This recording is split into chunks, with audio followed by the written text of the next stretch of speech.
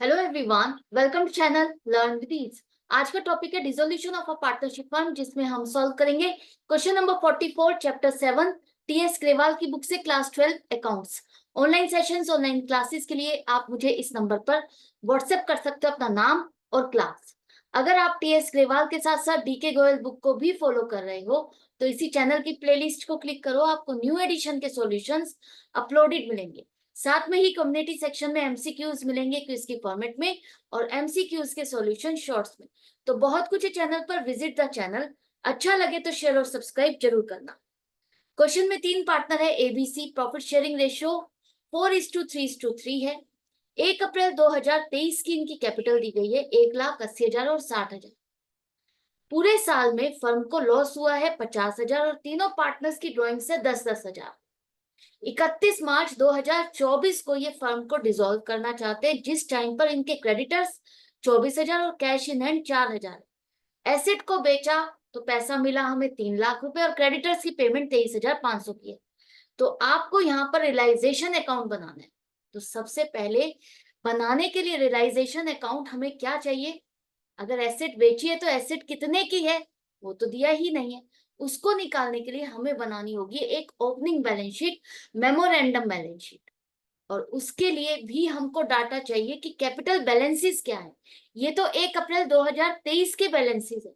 अगर 31 मार्च 2024 को firm dissolve हो रही है तो उस टाइम पर इन सब के कैपिटल बैलेंसेस क्या हैं, उस टाइम की बैलेंस शीट क्या है, वो आपको चाहिए। तो उसके लिए हमें थोड़ी सी वर्किंग करनी होगी। सबसे पहले पार्टनर्स कैपिटल अकाउंट 1 अप्रैल 2023 के जो बैलेंसेस है वो 1,80,000 और 60,000। इसके बाद हमें पूरे साल में लॉस हुआ है 50,000 का, तो वो तीनों पार्टनर्स में आप बांटोगे इनकी प्रॉफिट शेयरिंग रेशियो के हिसाब से। तो तीनों के अकाउंट आप क्या करोगे? डेबिट करोगे 20,000, 15,000 और 15,000। और तीनों की ड्राइंग से 10-10,000 रुपए।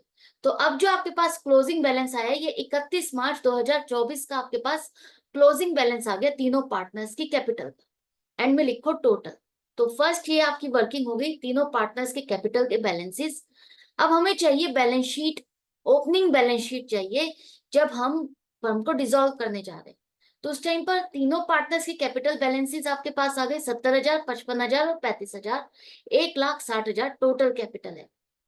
क्रेडिटर्स हमारे 24,000 है। कैश इन हैंड दिया है 4,000 रुपए हमारा है। तो इस साइड लाइबिलिटी साइड में तो आपका टोटल आ रहा है 1,84,000 और एसेट्स में और क्या है और कुछ नहीं दिया। तो इसका मतलब क्या है? बैलेंसिंग फिगर वो आपकी सन्ड्री एसेट्स है जिन्हें हमने बेचा और हमें पैसा मिला 3 लाख रुपए। तो ये सन्ड्री एसेट्स 1,80,000 आ गई। एंड में लिखो टोटल। तो यही डाटा हमको चाहिए था, ये मिसिंग फिगर हमें चाहिए थी जिसे हम लेकर के रियलाइजेशन अकाउंट को कंप्लीट करेंगे। तो रियलाइजेशन अकाउंट में अब डेबिट साइड पे लिखो आपकी इतनी सन्ड्री एसेट्स हैं डिसोल्यूशन के टाइम पर। तो sundry assets account 1,80,000। Cash in hand realisation account में नहीं आएगा। इसी तरह से आपके उस डेट को क्रेडिटर से 24,000 आउटसाइड लाइबिलिटी है, क्रेडिट साइड पे लिखो। एसेट को बेचा तो पैसा मिला आपको 3 लाख रुपए, तो बाय कैश अकाउंट 3 लाख रुपए हम क्रेडिट साइड पे लिखेंगे। इसी तरह से क्रेडिटर्स की कितनी पेमेंट की है, यहाँ पर लिखा है 23,500 रुपए की पेमेंट की है। तो टू कैश अकाउंट जितनी पेमेंट की है उतना ही लिखो 23,500 रुपए।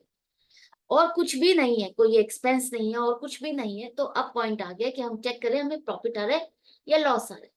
क्रेडिट साइड का टोटल ज्यादा है तो प्रॉफिट है और डेबिट साइड का टोटल ज्यादा होता तो लॉस होता।